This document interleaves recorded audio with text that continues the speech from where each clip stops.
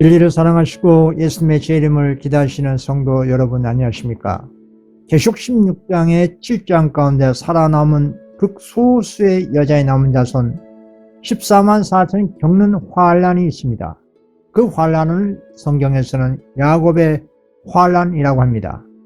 예레미야 30장 7절 슬프다 그날이여 그와 같이 엄청난 날이 없으리라. 그 날은 야곱의 환란의 때가 되미로다. 그러나 그 환란에서 구하여 냄을 얻으리로다. 야곱의 환란이라고 불리운 것은 야곱이 형과 아비를 속이고 장자권을 취득후 도망자 생활하다가 다시 고향으로 돌아오는 길에 분노한 형 에서의 군대가 자신을 죽이려고 하는 줄 알고 두려운 나머지 야복 강가에서 야곱이 마지막으로 할 수 있는 자신의 유일한 일은 하나님께 도움을 구하는 기도뿐이었습니다. 야곱이 무엇보다 가장 큰 마음에 고통스러웠던 것은 자신의 죄 때문에 무지한 다른 사람들에게 고통을 주었다고 생각했습니다. 이 같은 극심한 자신의 영혼의 가책 때문에 눈물로 하나님 앞에 기도했던 것입니다. 다음에 증언 하나 보겠습니다. 그는 언제 이혼과 죽음을 당하게 될지 알 수 없었다. 무엇보다 그의 마음을 가장 아프게 한 것은 무지한 사람들에게 이런 위난을 몰고 온 것은 자기 자신의 죄라는 생각이었다. 그런 진지한 탄원과 눈물로 하나님 앞에 기도하였다. 야곱이 야복 강가에서 기도 중에 괴한이 자신을 덮쳤습니다. 야곱은 그 괴한이 예수가 보낸 자객이나 아니면은 삼촌이 보낸 자객인 줄 알고 살기 위해서 격렬한 육체적 다툼이 있었습니다. 이때 야곱은 자기 생명 위에 싸우는 동안 죄책감이 자신의 영혼을 억눌렸습니다. 다시 옛날에 자신의 죄가 기억에 생생하게 되살아나 자신을 하나님께로부터 떼어놓으려고 했던 것입니다. 시간 지난 후 자신이 이골이 어긋난 이후에 자신이 싸움의 대상이 그리스도와 더불어 씨름을 한 것을 알게 됐습니다. 야곱의 같은 경험은 21세기 마지막 때 짐승의 사건과 7재앙 속에서 악인들이 하나님의 계명을 예수 믿음을 지킨 적은 무리를 박멸하는 상황에서 인간으로 할 수 있는 일은 오직 하나님께 도움을 구하는 기도뿐이라는 것을 상징 표상한 것입니다. 이것을 마지막 때 7재앙 속에서 여자의 남은 자손이 겪는 야곱의 환란이라고 하는 것입니다. 그러면 7재앙 속에서 여자의 남은 자손 14만 4천인이 겪는 환란을 보겠습니다. 계시록 16장 7재앙은 이 세상의 모든 풍요로운 삶의 시스템이 다 파괴되어 생활할 수 없는 지경에 이르게 된 전 지구적 사단의 시간이고 사단의 환경입니다. 계시록 16장 7장은 하늘과 땅, 강, 바다 모두 오염되어 호흡하고 먹고 마실 수 있는 상황이 아니라는 것을 계시하고 있는 겁니다. 그러나 과거 엘리야가 기근의 때에 천사가 엘리야에게 떡과 물을 공급해 주듯이 7장 때도 천사들이 하나님의 성도들에게 양식을 공급해 주신다고 약속을 했습니다.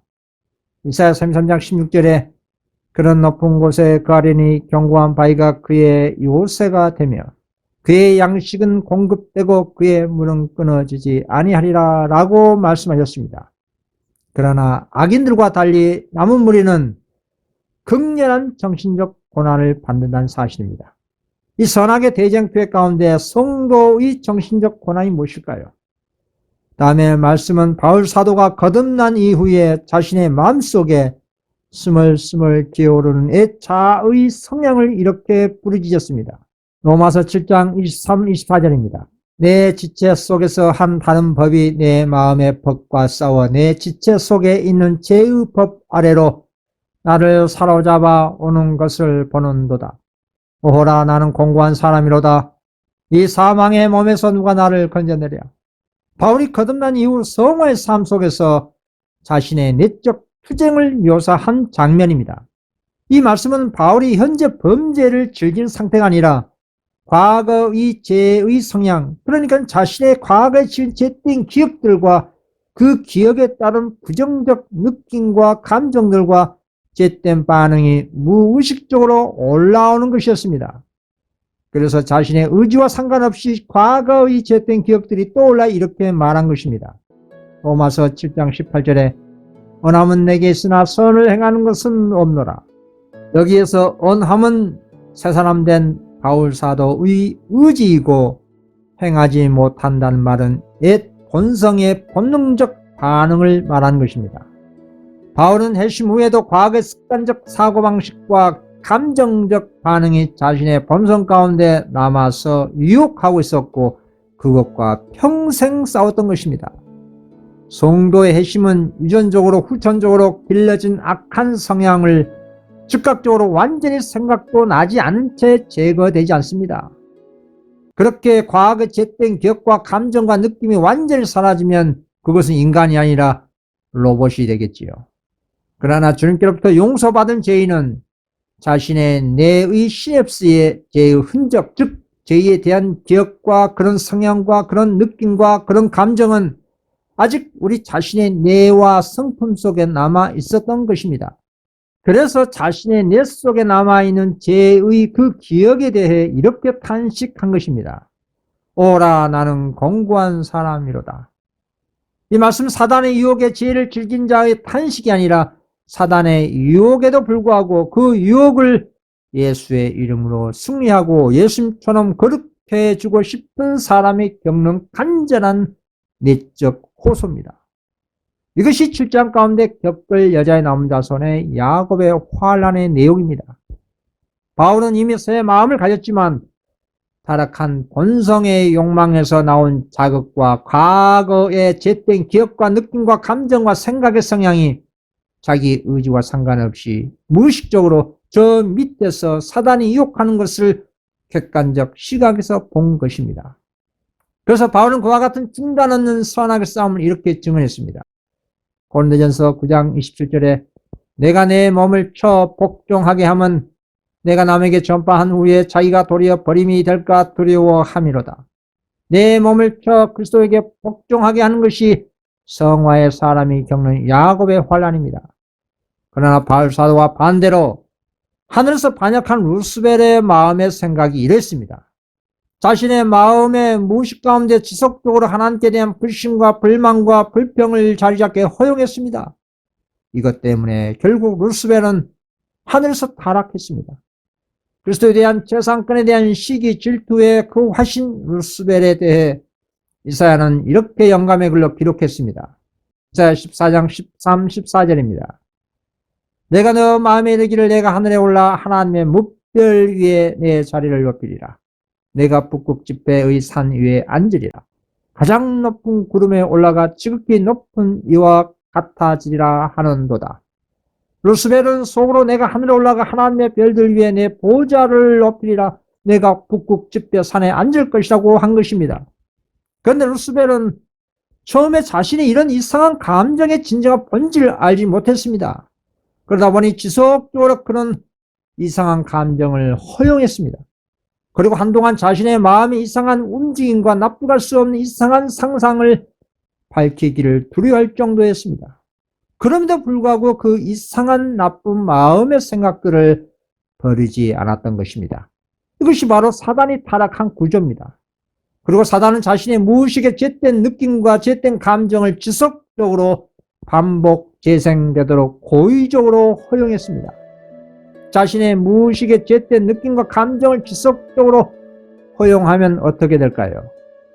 이것이 천사가 사단이 된 과정입니다. 오늘날도 이 세상의 99.99%의 모든 사람들이 자신의 무의식 중에 흐르는 이상한 감정, 느낌, 생각들을 매일같이 허용하면서 살아가고 있습니다. 그것이 자신이 깊이 생각했고 고민했다고 자기 스스로 자기 착각에 빠지게 되는 것입니다. 그리고 잘못된 결정을 하게 됩니다. 이것이 반복되면 자신의 현재의 운명과 영원한 운명을 결정짓는 품성이 되는 것입니다. 결국 그 무의식 중에 흐르는 감정과 생각들의 결과를 방치하게 되면 둘째 사망으로 끝이 나게 될 것을 이렇게 성경 경고합니다. 야고보서 1장 14, 15절에 오직 각 사람이 시험을 받는 것은 자기 욕심에 끌려 미혹됨이니 욕심이 잉태한 즉 죄를 낳고 죄가 장성한 즉 사망을 낳으리라. 루스벨은 자신의 마음이 상한 시기와 질투, 불평, 불신, 불만을 무의식적으로 허용하게 했습니다. 무의식적으로 죗된 감정을 무한 반복 재생시켰다 이 말입니다. 그리고 반역이라는 품성으로 꼴지어지고 하늘에서 추락하게 된 것입니다. 사단이 이런 과정을 통해 타락한 것입니다. 그리고 사단이 자신의 방식으로 인류를 이런 방식으로 지금까지 타락시켰고 지속적으로 이런 방식으로 사람들을 멸망의 길로 이끌어가고 있는 중입니다. 그러나 바울은 옛 감정, 기억이 무의식 중에 발생했지만 그런 나쁜 생각과 감정을 허용하지 않고 자신의 자아와 끊임없이 투쟁했습니다. 그리고 실상적으로 자신의 과거의 죄에 대한 기억이 날 때마다 사람들에게 자신의 공적 죄에 대해 솔직하게 증거했습니다. 사도행전 26장 10절 11절에 예루살렘에서 이런 일을 행하여 대제사장들에게 권한을 받아 가지고 많은 성도를 옥에 가두며 또 죽일 때에 내가 찬성 투표를 하였고 모든 해당에서 여러 번 형벌하여 강제로 모독하는 말을 하게 하고 그들에 대하여 심히 격분하여 애국성에까지 가서 받게 했다고 한 것입니다. 자신의 옛날에 범한 고의적인 공적 죄를 숨기지 않고 그 죄를 사람들에게 공개했습니다. 그리고 자신이 옛날 지은 죄와 철저히 분리할 수 있었던 것은 그리스도 때문이라는 것을 증거한 것입니다. 이것이 성화의 투쟁에서 얻은 열매인 것입니다. 오늘날 수많은 사람들은 자신의 죄된 감정과 느낌과 생각과 기억을 바울처럼 투쟁하지 않고 당연하게 아무 거리낌 없이 사단처럼 무한 반복 무의식적으로 재생시키고 있다 이 말입니다. 위에서 말씀드린 것처럼 루스벨이 이런 식으로 타락했습니다. 대다수 사람들이 사단의 방식으로 신앙을 하고 있는 것입니다. 그런 식으로 자신의 무의식 가운데 죄된 감정과 생각을 고의적으로 방임하게 되면 결국 자신의 신앙적 열매도 그리스도가 없는 뜨뜻미지근한 라오디아 교회의 상태가 되고 마는 것입니다. 그리고 결국에는 둘째 사망을 낳게 될 것입니다. 이런 무의식 가운데 자신의 죄된 기억과 투쟁을 한 바울은 탄식과 절망에서 끝나지 않았습니다. 로마서 7장 25절에 우리 주 예수 그리스도로 말미암아 하나님께 감사하리로다. 그리고 곧바로 로마서 8장 1절에 그러므로 이제 그리스도 예수 안에 있는 자에게는 결코 정죄함이 없나니. 여기에 핵심 진리가 있습니다. 선악의 싸움은 우리가 살고 있는 동안 계속됩니다. 그리고 탄식도 오호라 나는 공고한 사람이로다 라고 계속됩니다. 이것이 거듭난 성도의 성화의 생애입니다. 그러나 결코 정죄는 없습니다. 그 성도는 그리스도 안에서 투쟁을 하고 있기 때문입니다. 그리고 성령의 법이 죄와 사망의 법에서 그 성도를 해방시켰기 때문입니다. 이런 그리스도 예수 안에 있는 생명의 성령의 법이 죄와 사망의 법에서 너를 해방했습니다. 이렇게 그리스도 안에 있는 성도는 정죄함이 없기 때문에 즐거운 마음으로 주님의 계명을 순종할 수가 있는 것입니다. 그래서 마지막 짐승표 시험과 7장 속의 야곱의 환난을 겪는 여자의 남은 자손들도 회심했고 죄를 증오합니다. 그러나 여전히 옛 육적인 성향과 죄의 기억과 싸우게 됩니다. 그리고 겸손한 그 성도들은 스스로를 무가치하게 느끼는 시험을 받게 되는 것입니다. 그러나 중요한 것은 여자의 남은 자손 14만 4천은 완전은 결코 주장하지 않습니다. 오직 예수 그리스도를 굳게 붙드는 믿음으로 말미암아 승리하게 될 것이라는 얘기입니다. 그래서 오늘날 은혜 시기 가운데 성도나 불신자들도 자신의 마음을 지키는 것이 최고의 사업으로 여겨야 할 것입니다. 왜냐하면 자신의 무의식에 흐르는 그 생각과 기억과 감정이 자신의 운명을 영원히 꼴지게 하기 때문입니다. 야고보서 4장 23절에 무릇 지킬 만한 것보다 더욱 너의 마음을 지키라. 생명의 근원이 이에서 남이라. 무의식 중에 일어난 모든 불의한 생각들은 우리 자신의 영원한 운명을 결정짓는 품성 개발에 심각하게 영향을 줍니다. 사태의 심각성이 여기에 있는 것입니다. 잠언 16장 2절에 사람의 행위가 자기 눈에는 깨끗해도 여호와는 심령을 감찰하시니라. 이 말씀 사람 스스로가 자기 내면 깊은 동기를 잘 모른다는 뜻입니다. 우리의 마음의 동기와 의도와 목적은 심령을 창조하신 하나님만이 온전히 아신다는 뜻입니다. 다음에 증을 보겠습니다. 자기에게 익숙한 원칙에 따라 행동한다. 그리하여 행동이 반복되면 습관이 되고 습관은 품성을 이루게 되어 그 품성으로 말미암아 우리의 현세적인 또는 영원한 운명이 결정된다고 했습니다. 인간의 마음은 의식보다 습관과 잠재의식에 더 크게 지배되는 것입니다. 습관과 무의식의 힘은 현재와 영원한 운명을 결정되는 성품을 형성하는 것입니다. 반복된 행동은 결국 의지를 지배하게 됩니다. 선악의 대장되어터는 우리 자신의 마음입니다. 그리고 우리의 마음이 구현되는 실제 신체 기관은 우리의 뇌입니다. 사단이 노린 영역이 바로 이 지점입니다. 사단 사람의 생각과 느낌과 감정과 상상력을 지배하려 하고 지금도 대성공하고 있는 중입니다. 사단은 공개적인 논리보다 감정과 이미지와 두려움, 욕망, 즉 무의식 영역을 통해서 사람을 더 쉽게 지배합니다. 왜냐하면 사람들은 무의식을 심각하게 생각하지 않기 때문입니다. 그래서 무릇 지킬 만한 것보다 더욱 너의 마음을 지키라. 생명의 근원이 이에서 난다고 하는 것입니다. 이것이 마음의 무의식을 지키라는 뜻입니다. 우리의 행동과 성품, 선택에 더 큰 영향을 주는 것은 의식보다 무의식, 내면의 습관, 정석, 기억이 훨씬 더 크다는 뜻입니다. 하지만 중요한 점은 무의식은 처음부터 자동으로 생기는 것이 아니라 의식적으로 반복한 수많은 선택들이 쌓여서 형성된 것입니다. 처음에는 의식이 선택하고 그 선택이 반복되면 습관이 되고 그 습관이 쌓이면 자신도 모르게 무의식이 되고 그 무의식이 결국 자신의 영원한 성품이 되는 것입니다. 바울 사도는 이 무의식 중에 일어난 자신의 지난날의 과거를 보고 괴로워했던 것입니다. 그래서 그 무의식 속에 있는 자신의 지난날의 과거들과 죄의 유혹에 대해서 이렇게 증언한 것입니다. 로마서 7장 18절에서 20절입니다. 내 속 곧 내 육신에 선한 것이 거하지 아니한 줄을 아노니 언함은 내게 있으나 선을 행하는 것은 없노라. 내가 언하는 바 선은 하지 아니하고 도리어 얹지 아니하는 바 악은 행하는도다. 만일 내가 얹지 아니하는 그것을 하면 이를 행하는 자가 내가 아니요 내 속에 거하는 죄니라. 바울 사도는 자신이 무슨 죄를 짓는 행위를 말하는 것이 아닙니다. 자신의 마음속 깊이 무의식 중에 과거 자신이 죄된 불의한 행위들에 대한 생각들이 자신의 의지와 선택과 상관없이 그 죄의 흔적들이 사단의 유혹에 반복 재생된 것을 본 것입니다. 그리고 그 죄된 기억들과 그 죄된 느낌과 죄된 감정들과 투쟁한 것을 증언한 것입니다. 무의식 가운데 불의한 생각을 임의로 방치하게 되면 그 자체가 죄입니다. 그래서 바울 사도는 모든 생각을 사로잡아서 그리스도께 복종하라고 한 것입니다.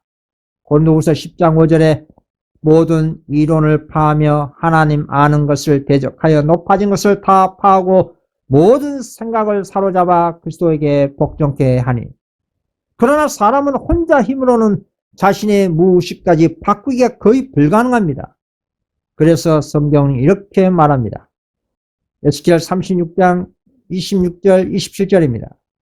또 새 영을 너희 속에 두고 새 마음을 너희에게 주되 너희 육신에서 굳은 마음을 제하고 부드러운 마음을 줄 것이며 또 내 신을 너희 속에 두어 너희로 내 율례를 행하게 하리니 너희가 내 규례를 지켜 행할지라. 우리는 성령으로 말미암아 새 마음을 받아야 하나님의 계명을 온전히 무의식 중에도 지켜 순종할 수가 있는 것입니다. 이런 사람이 새하늘 새 땅의 주인이 될 수가 있다고 주님께서 약속하신 것입니다. 에스겔 36절 28절에 내가 너희 열조에게 준 땅에 너희가 거하여 내 백성이 되고 나는 너희 하나님이 되리라. 성화의 핵심은 의식의 것 행동 개혁이 아니라 무의식 깊은 곳까지 성령이 새롭게 하시는 것입니다. 이렇게 의식과 무의식이 성화된 자를 하나님의 인침을 받는 것입니다. 우리 인간의 상상력은 마음의 가장 민감한 능력 중에 하나입니다. 그래서 사단이 가장 쉽게 접근한 통로이기도 합니다. 그래서 이 짙은 상상력이 무의식 중에 흐르도록 방치하는 것은 죄가 된다는 것입니다. 오늘날 마지막 때의 셋째 천사 기별은 짐승의 표를 받지 말라 바벨에서 나오라는 경고입니다. 짐승의 표는 단순한 이마 손의 표식이 아니라 우리의 생각 구조와 습관적인 선택의 표입니다. 계시록 14장 1절에 이마의 표를 받은 자, 또는 계시록 13장 16절에 이마나 손의 표를 받는다는 이 말씀은 이마는 생각, 신념, 내면을 의미합니다. 손은 행동, 습관을 의미합니다. 온 인류의 임할 마지막 시험, 짐승표, 일요일 법령 시험도 갑자기 순간적으로 자신에게 임해서 우리 각자 자신이 결정하는 것이 아닙니다. 이미 오랜 세월 동안 형성된 무의식적으로 계명에 대한 불순종한 성향이 짐승의 표 시험의 때에 본능적으로 자동적으로 이룰 법령을 선택하도록 사단은 역사한다는 것입니다. 그럼 이 같은 무의식을 통해 일하는 사단의 역사를 막을 수 있는 방법은 무엇일까요? 신명기 6장 6절, 오늘날 내가 너에게 명하는 이 말씀을 너는 마음에 새기고, 에레미야 31장 33절에 내 법을 그들의 속에 두며 그 마음에 기록하리라. 여기서 기록이란 것은 단순 기억이 아니라 우리 마음 속 깊이 새겨 넣는다는 것입니다. 무의식 가운데 진리의 말씀이 본능적으로 또 옳을 정도로 우리의 마음에 새겨 넣는다는 말씀입니다. 진리의 말씀을 마음에 기록하여 간직한 실천적 성도는 죄의 유혹이 오기 전에 이미 믿음의 방패를 갖게 된 것입니다. 우리 예수님은 사단의 유혹과 시험이 올 때 제일 먼저 어떻게 말씀하셨습니까? 마태복음 4장 4절에 예수께서 대답하여 가라사대 기록됐을 때 사람이 떡으로만 살 것이 아니요 하나님의 입으로 나오는 모든 말씀으로 살 것이라 하리라 하시니. 그렇습니다. 하나님의 말씀 제일 먼저 당신의 무의식 중에 본능적으로 나온 것입니다. 이것이 하나님의 인침의 증거입니다. 우리들도 예수님처럼 의식과 무의식이 거룩한 성화의 인침이 이루어지게 하려면 평상시에 하나님의 그 놀라운 사랑과 그리스도의 십자가의 공로를 믿음으로 붙들고 성령의 은혜 아래 기도와 말씀 연구와 말씀 암송과 말씀 묵상과 예언을 연구하고 그 깨달은 진리를 세상을 향해 경고할 정도로 습관이 되어야 한다 이 말입니다.